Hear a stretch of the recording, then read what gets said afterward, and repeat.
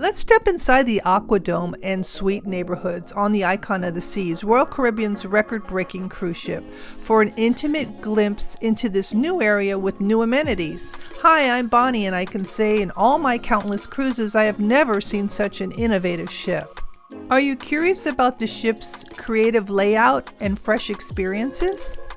I'll share my personal insights on the value, entertainment, and extraordinary features that make this adventure truly unique.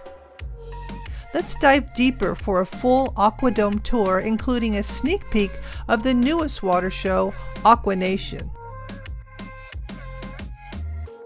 Instead of a solarium at the front of the ship, Icon of the Seas has an AquaDome area. The AquaDome itself weighs 363 tons and has over 600 glass panels, and inside the AquaDome lies the indoor Aqua Theater. The AquaDome itself is a multi-purpose space that has huge floor-to-ceiling windows with 220-degree views, several new bars such as the Rye and Bean, which also serves coffee, and the Overlook that have panoramic views.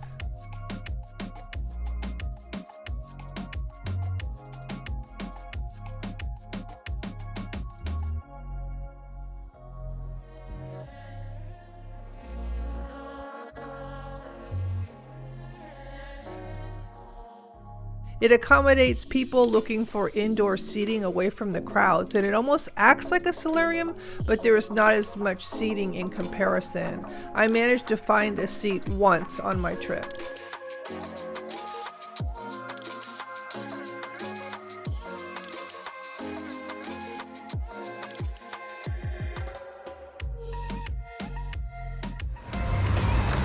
This is in the AquaDome. It's the Bling store, they call it. It's a new store. It seems to be pretty popular with the guests.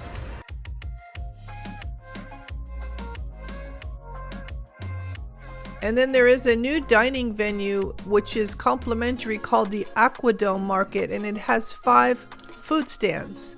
Food hall style eating at different stations such as mac and cheese.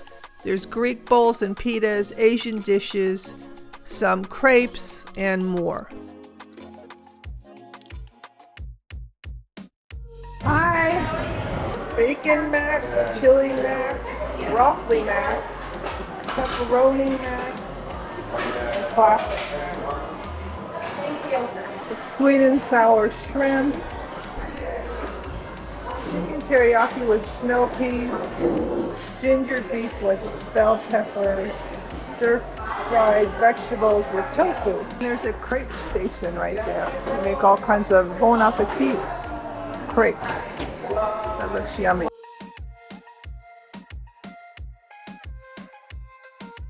Chicken, pork. I had this the other day. It was really good.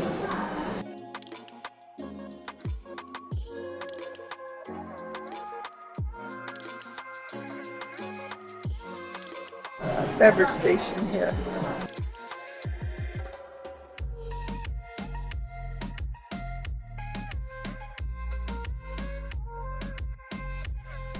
You'll also find Hook Seafood located here. That is a specialty seafood restaurant. So this is within AquaDome. They have Hooked Seafood, but this is a nice spot for it. And it has actual views. It looks really pretty. So they serve all kinds of seafood. They're closed right now, but give you an idea of what it looks like. And they have some outdoor seating as well.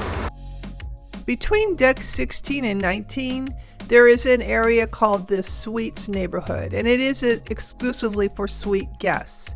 It has many suite cabins, 2 restaurants, a lounge, and an outdoor pool area. It is the largest area for suite guests. The coastal kitchen there is 2 decks high. The suite sun deck is also 2 stories high, and it is called the Grove. It comes with a lounge, pool, hot tub, and a complimentary Mediterranean restaurant that is al fresco buffet serving Mediterranean cuisine. It kind of sounds like the Solarium Bistro to me on the Oasis class ships, but I'm really not sure. It's kind of a bit of a mystery.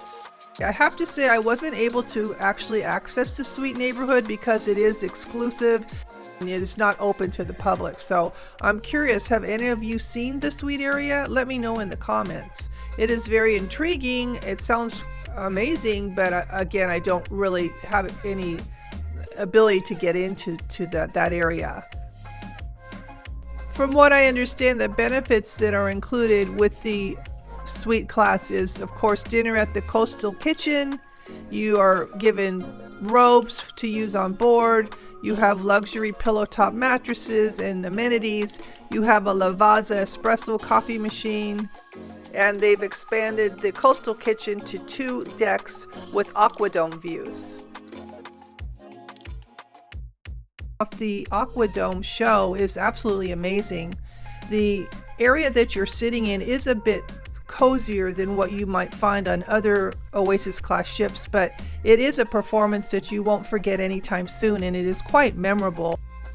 Here you'll find a 55-foot waterfall from the ceiling to the floor during showtime, and world-class performers, some prior Olympian swimmers, aerialists, and acrobatics. Let's take a look.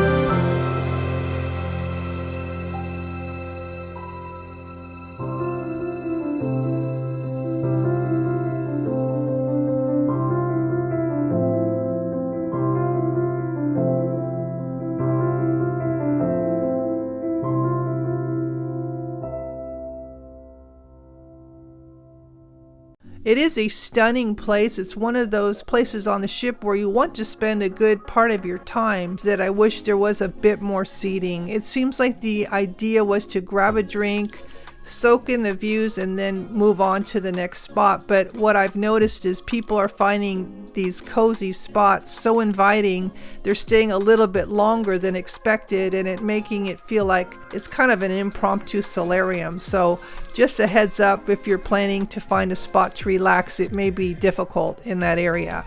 You also may find that this cruise is a little bit more expensive than other Royal Caribbean adventures, but when you think about it, it is an all-inclusive type thing for families, from the Thrill Island slides to the kid-friendly vibes at Surfside and all those complimentary food spots that are really kid-friendly. It does stack up to an all-inclusive resort experience, so that's what I think they're aiming for.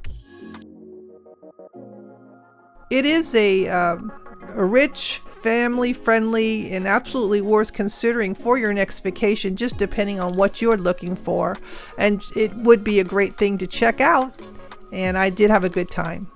Stay tuned as we dive into each neighborhood. I'll have an extensive playlist uncovering the secrets and experiences that make this ship a true icon of the seas.